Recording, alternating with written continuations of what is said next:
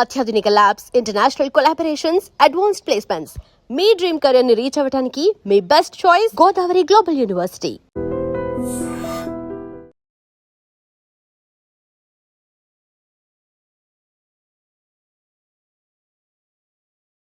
నమస్తే.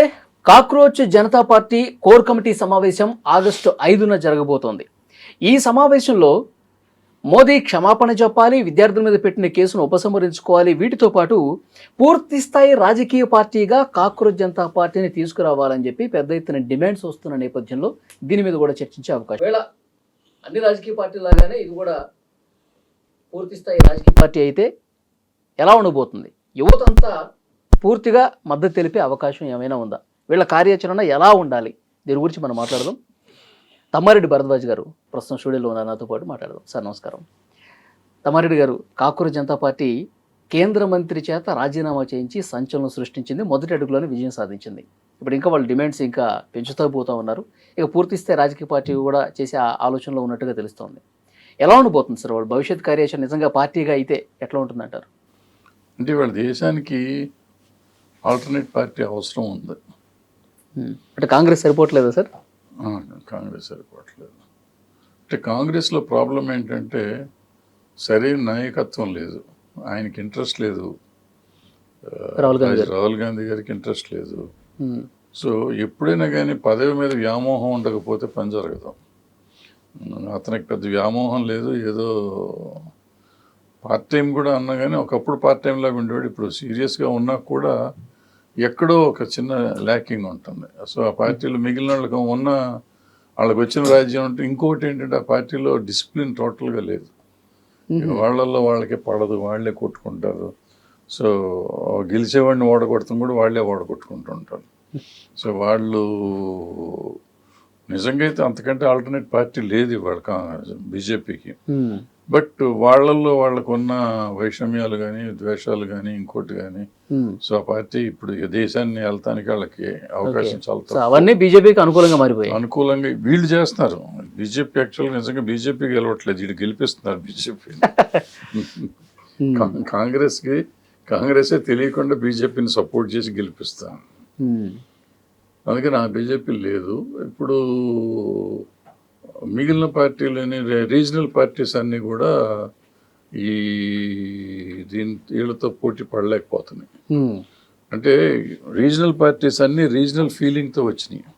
అవును, ఇవాళ బీజేపీ మతం ఫీలింగ్తో వచ్చింది, హిందుత్వం మీదకి వచ్చింది. హిందుత్వం అనేసరికి మొత్తం భారతదేశం అంతటికీ హిందుత్వం వస్తుంది. ఇవాళ ఇది మెల్లిమెల్లిగా ఏం చేసినాయి, రీజనల్ పార్టీస్ అన్ని కాంగ్రెస్ పార్టీని మెల్లిమెల్లిగా పంపించేసినాయి. వాళ్ళు ఏం చేశారు, హిందుత్వం తీసుకొచ్చి యునైట్ చేసుకుంటూ వస్తున్నారు. సో హిందుత్వాన్ని కొట్టాలంటే ఇంక వేరే ఇంకేదే లేదు. సెక్యులరిజం అంటే దీన్ని ఇప్పుడు మొత్తం యాంటీ ముస్లిం చేశారు, యాంటీ ఇది చేశారు. ఏమనంటే బాబరు, ఔరంగజేబు పేరు చెప్తారు, లేకపోతే ఇంకోటి పేరు చెప్తారు, ఇంగ్లీష్ వాళ్ళ పేర్లు చెప్తారు. సో దాంతో ఏమవుతుందంటే ఇప్పుడు ఒక కరెక్ట్ కంటెంట్తో వచ్చేవాళ్ళు కాదు, అంటే సమాజంలో ఉన్న పరిస్థితులు తీసుకున్నాం. అది కాక్రోచ్ జనతా పార్టీ సరైన దానికి వచ్చి ఒక ఇష్యూ మీద పోరాడేసరికి గెలిచింది ఫస్ట్ టైం. ఈ 12 ఏళ్లలో బీజేపీ మీద రైతుల ఉద్యమం జరిగింది, ఇంకో 2-3 ఉద్యమాలు జరిగినాయి, కానీ ఏవి అంత లేదు. రైతుల ఉద్యమం కూడా 2 సంవత్సరం పైన జరిగింది, 1 మంత్లో ఇది సర్చ్ చేసుకొచ్చారు. సో వీళ్ళకి యువత శక్తి తెలియజేశారు. సో యువ నాయకత్వం కావాలి, ఫ్రెష్ థింకింగ్ కావాలి, ఆలోచన విధానం కూడా మారాలి. దేశం అంటే దేశానికి ఏం కావాలి, ఇప్పుడు మారిపోయింది, సిస్టమ్స్ మారిపోయినాయి, ఇంకా పాత విధానంతోనే ఉండాలి అనుకుంటే కష్టం. ఎక్కడ చూసినా సో దాని ప్రకారం మనం మారి చేసుకోవాల్సిన పరిస్థితి ఉంది. వాళ్ళు ఎంతసేపు ఒక ప్రాపగండాతో వస్తున్న పార్టీ, అది ఇష్యూతో ఏమైనా రాగలిగితే పార్టీస్ గెలుస్తాయి, అవకాశం ఉంటుంది. అది ఇవాళ సిజేఐపి వచ్చింది. సో వీళ్ళు సరైన నాయకత్వం సరిగ్గా ఉంటే మొన్న చేశారు, చాలా బాగా చేశారు. ఎందుకంటే గాంధీజాన్ని నమ్ముకున్నారు వాళ్ళు ఎక్కడ చాలా శాంతియుతంగా చేశారు. ఎక్సెప్ట్ ఆ 20వ తారీఖు లాఠీచార్జ్ చేసినాక రాళ్ళగా దాడి ఉంటే కొన్ని సంఘటనలు ఉన్నాయి, బూతులు మాట్లాడతారు, ఇటువంటి కొంచెం చిన్నవి ఉన్నాయి. అవి అంత ఇదిగా తీసుకోవాల్సిన అవసరం, ఎందుకంటే అంత ఉద్యమంలో భయంకరమైన హింస జరిగి ఉండాల్సింది, అసలు హింసే లేదు. ఓకే, పోలీసు కేవలం రాళ్ళు వేసుకోవటము, లాఠీ చార్జ్ జరగటం, అది కూడా రాళ్ళు తెచ్చిపెట్టి ఇవన్నీ చేసుకుంటూ రెచ్చగొట్టి కావాలని చేయించినంత విధంగా ఉండింది అనిపించింది. నిజం అబద్ధం మనకు పూర్తిగా తెలియదు కానీ, బట్ ఏదైనా కానీ ఇటువంటి ఉద్యమాలు జరిగినప్పుడు కొంతమంది కొన్ని శక్తులు, అవి ఎవరు అనేది నాకు తెలియదు, కొన్ని శక్తులు చెడగొడితే అది ఇంతకుముందు గతం నుంచి ఉన్నాయి. అవును, గతం నుంచి ఉన్నాయి. వాళ్ళు ఏంటంటే అవకాశం కోసం చూస్తూ ఉంటారు. అవకాశం వచ్చి దాన్ని హింసాత్మకంగా మారిస్తే దానికి ఇంకో రకంగా అడ్వాంటేజ్, పొలిటికల్ పార్టీస్కి అడ్వాంటేజ్ ఉంటుంది. ఓకే, సో దాన్ని చేస్తూ ఉంటారు. సో ఆ రకమైన దాంట్లో జరిగినాయి తప్ప వీళ్ళు కాదు, పిల్లలు అంత. అంటే ఆ యూత్ నిజంగా హింస చేయాలనుకుంటే చాలా భయంకరంగా ఉంటుంది. సో వాళ్ళకి ఆలోచన లేదు, వాళ్ళకి ఆలోచన లేదు, వాళ్ళు ఆ దాంట్లో లేదు. వాళ్ళు ఆడతా పాడితే దాన్ని ఎంజాయ్ చేస్తున్నారు. ఉద్యమాన్ని చాలా సీరియస్గా మీరు చూస్తే ఆ పిల్లలు ఏదో డ్యాన్సులు ఆడుతున్నారు, పాటలు పాడుతున్నారు, లేకపోతే ఆ బొమ్మలు గీసుకుంటున్నారు, స్లోగన్లు ఇస్తున్నారు. అంటే ఒక గుంపు ఒక స్లోగను ఒక దీని మీద నిలబడాల, అందరూ అన్నిలాగా ఉంటున్నారు. అవును, నాకు ఈ ప్రొటెస్ట్ లో బాగా నచ్చిన అంశం సార్, పోలీసులు లాఠీలు పట్టుకుని దగ్గరికి వస్తారు, జనగణ అదే స్టార్ట్ చేస్తారు. వాళ్ళు ఇంకా స్టాచ్యూ లాగా ఉండిపోయారు అనమాట. అది దాన్ని కూడా ఏఐ అని చెప్పి కొంతమంది చెప్పారు. నాకు ఏఐ ఒకవేళ నిజంగా ఏఐ అయితే వీళ్ళు అంత తెలివితేటలు ఉపయోగించిన వాళ్ళు వీళ్ళు ఏం చేస్తారు, వీళ్ళు జనగణమని నుంచుని పాడుతూ ఉంటే వాళ్ళు వచ్చి కొడతా ఉంటే వీళ్ళు కదలకుండా దెబ్బలు తింటా ఉంటుంది, తీయాలి వాళ్ళు. వీళ్ళు చేసి ఉండేవారు ఒకవేళ ఏఐ ఉంటే. వాళ్ళు అట్లా చేయాలి. వాళ్ళు దేశభక్తి ఉండదు కాబట్టి జనగణమన కానీ పోలీసులు కూడా నిలబడ్డారు, వీళ్ళు నిలబడ్డారు, వాళ్ళు నిలబడ్డారు. సో వీళ్ళకి ఎక్కడ ద్వేషం పెంచుదామని ఒకవేళ ఏ అనుకుందాం, కొంచెం ద్వేషం పెంచుదాం అనుకోలే, దేశభక్తి అందరిలోనూ ఉంది అని చెప్పారు అక్కడ ఒక రకంగా చెప్పారు. అందరం భారతీయులమే కాబట్టి నేషనల్ శాంతం కాబట్టి పోలీసులు కూడా నిలబడ్డారు, కొడతానికి వచ్చినా కొట్టకుండా నిలబడ్డారు అని చెప్పారు. ఇప్పుడు అదే పోలీసుల మీద ద్వేషం పెంచాలనుకోండి, వీళ్ళు జనగణమన పాడుతున్నాడు కొడతా ఉంటారు. మన పాత సినిమాలు చూస్తాడు, నమాజ్ చేస్తూ ఉంటాడు, వచ్చి కొడుతున్నా కానీ వీళ్ళు ఏం కదలకుండా ఉంటారు. నమాజ్ అయినాక ఈయన ఫైటింగ్ చేసేవాడు. అలాంటి చాలా చేయాలనుకుంటా, అలా చేయలేదు వీళ్ళు. సో అది ఏ కాదు, ఒకవేళ అయినా కానీ వాళ్ళు మంచి ఉద్దేశంతో చేశారు అనుకోవాలి మనం. అవును, సో అదనమాట పరిస్థితి. అందుకని ఆ పిల్లలు సరైన ఆలోచనలో ఉన్నారు. ఒకళ్ళిద్దరు బూతులు మాట్లాడతారు, అటువంటి కొంచెం అన్నెసరీగా మాట్లాడారు, అది తప్పే, అది తప్పే. సరే ఉద్యమాలు అన్నాక అటువంటివి జరుగుతూ ఉంటాయి, తప్పదు. సో అటువంటిది ఆ యూత్ వాళ్ళ ఏది కావాలి అని ఒక ఫోకస్డ్గా ఉండి గెలిచారు 1 month టైంలో. సిజిపి వచ్చింది, ఇప్పుడు పార్టీ వచ్చింది, మొన్న ఆయన ఊరు దిగాడు, విమానం దిగిన రోజున 2-3 నెలల్లో అయిపోయింది సార్. 2-3 నెలలు పెట్టి ఉద్యమం మొదలెట్టి 4 రోజులు అంతే. సో 4 రోజుల్లో సాధించిన పార్టీ, యువత ఉద్యమించిన పార్టీ, దేశం అన్ని చోట్ల ఉద్యమాలు స్టార్ట్ చేయగలిగిన పార్టీ. అంటే ప్రేరేపించటం కాదు కూడా కాదు, అది స్పందించారు, ప్రజలు స్పందించారు, జనం స్పందించారు, తల్లిదండ్రులు స్పందించారు, పిల్లలు స్పందించారు, అందరూ స్పందించారు, అందరూ రోడ్డు మీదకి వచ్చారు. సో అలా అందరినీ ఇన్స్పైర్ చేయగలిగిన వాళ్ళు డెఫినెట్గా ఉంటుంది. సరైన నాయకత్వం ఉంది వాళ్ళ దగ్గర. వాళ్ళు ఎలా ముందుకు వస్తారు ఏంటి సార్. అభిజిత్ దీప్కి కానీ వాళ్ళు ఆ పార్టీలో ఉన్నవాళ్ళు చెప్తా ఉన్నారు, సరే ఒక అమ్మాయి ఏదో బూతులు మాట్లాడింది, వాడుకున్నటువంటి భాష మాట్లాడింది కాబట్టి ప్రధానమంత్రి మోదీ గారు వీడియో రిలీజ్ చేశారు, నేను అందరినీ క్షమిస్తున్నాను, సో వాళ్ళు పిల్లలు కాబట్టి ఇంకా నేర్చుకునే దశలో ఉన్నారు కాబట్టి చిన్న తప్పులు సహజం, క్షమిస్తున్నాను అని చెప్పేసి అన్నారు. కానీ చాలామంది చనిపోయారు పిల్లలు ఈ నీట్ పరీక్ష ఇదవటం వల్ల. ఆ కుటుంబాన్ని కనీసం పిలిపించి మాట్లాడితే బాగుండేది కదా, కానీ వాళ్ళకి క్షమాపణ చెప్తే బాగుండేది కదా అని చెప్పి వీళ్ళు మాట్లాడుతున్నారు. ఈ డిమాండ్ సరైందే అంటారా? అంటే ఇప్పుడు ఈ క్షమాపణల వల్ల వచ్చేది ఉందా పోయేది ఉందా అంటే క్షమాపణ చెప్పాలి. ఇప్పుడు ఏమవుతుందంటే ఇవన్నీ క్షమాపణ చెప్తే పోయిన పిల్లలు రారు, డబ్బులు ఇస్తే పోయిన పిల్లలు రారు. ఇక మీద జరగకుండా ఉంటే భవిష్యత్తులో ఇంకో మళ్ళీ పిల్లలు చచ్చిపోకుండా ఉంటారు. దానికి ఏం చేయాలనేది ఇవన్నీ మనకేంటంటే వచ్చి స్వాంతన కలుగుతుంది. మనం పిలిచి పిల్లలు చచ్చిపోతే ప్రభుత్వం వచ్చి మాట్లాడిందంటే తల్లిదండ్రులకి ఏదో ఒక ఇది ఉంటుంది. అంటే ఆయన క్షమాభిక్ష పెడుతున్నాడు కానీ క్షమాపణ కోరట్లేదని. తను కోరాలి డెఫినెట్గా. అది తప్పే కాదనుకుంటున్నారు కదా. ఇప్పుడు వాళ్ళు ఏమంటున్నారు, మీకు ఎలక్షన్ పోస్ట్పోన్ అవటం వల్ల మీరు తర్వాత మళ్ళీ చదువుకోగలిగారు కదా అని ఒక మంత్రి గారు స్టేట్మెంట్ ఇచ్చారు. సో జరిగింది తప్పు కాదు అన్న పద్ధతిలో ఉన్నారు. వాళ్ళ మీద యాక్షన్ తీసుకున్నాం అంటే ఆయన రిజిగ్నేషన్ లెటర్లో కూడా దేశం కోసం ఆయన రిజైన్ చేసి అన్నాడు, కానీ తప్పు జరిగినందుకు రిజైన్ చేశాను అనలా. అంటే 20 మంది చనిపోయినా సరే ఇంకా తప్పు, మినిస్టర్ గారు తప్పు అనలేదు కదా. ఏమన్నాడు ఆయన, దేశం కోసం, దేశంలో అరాచక శక్తులు ప్రబలిపోకుండా ఉండటం కోసం, విద్యార్థులు పెడదారిని పట్టకుండా ఉండటం కోసం నేను రిజైన్ చేస్తాను అన్నాడు. ఆయన్ని అందరూ మళ్ళీ మర్నాడు పార్లమెంట్కి వస్తే ఆయన్ని చాలా చాలా సో హీరో. నిన్న ఒడిషా వెళ్తే పూలదండలు వేసి అంత ఆహ్వానం పలికారు. సో ఆ స్టేట్ ఆఫ్ మైండ్లో ఉన్నారు వాళ్ళు. సో వాళ్ళకి తప్పు అనిపించట్లేదు కదా. అనిపించిన వాళ్ళు చెప్పాలి అంటే ఏం చెప్తారు వీళ్ళు. సో ఇక్కడ ఏంటంటే బాధ్యత వహించడం, దానివల్ల ఏం వస్తుంది ఏం రాదు అనేది కాదు.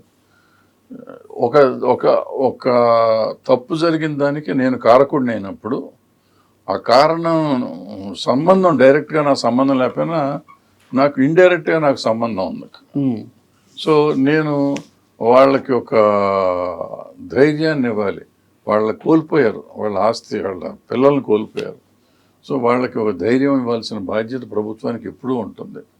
కానీ అది ఇవ్వలేకపోతున్నారు వీళ్ళు అడగటంలో తప్పేం లేదు, అడగాలి.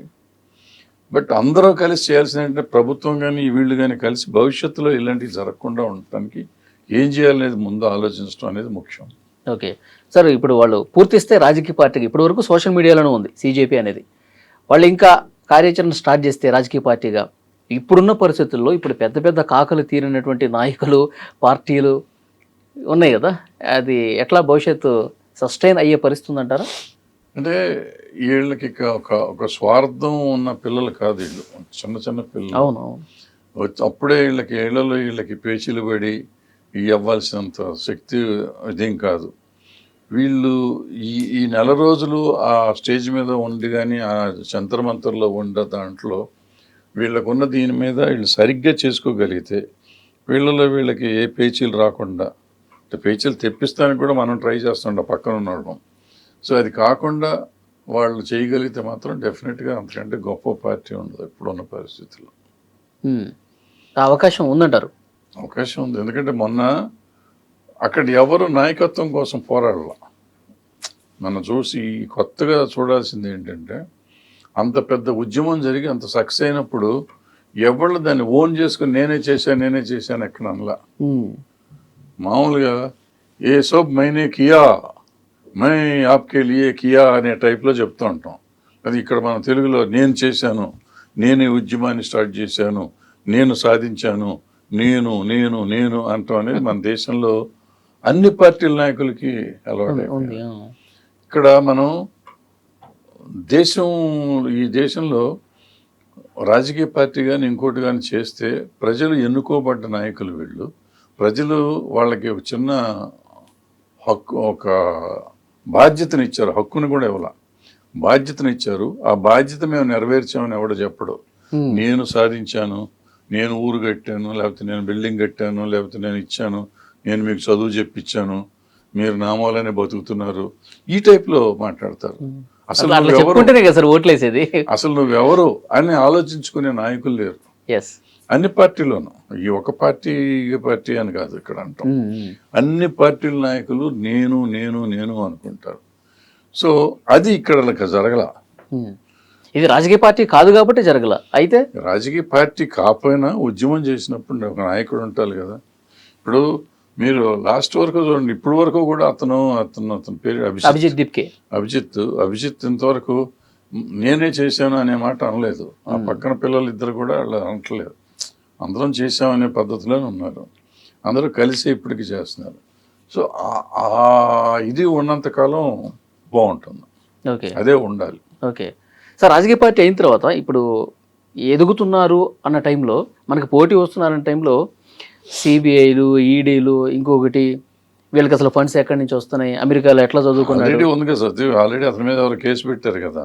ఇప్పుడు భారతదేశంలో ఓ మిడిల్ క్లాస్ వాళ్ళు అందరు పిల్లలు అక్కడే ఉన్నారు ఇవాళ.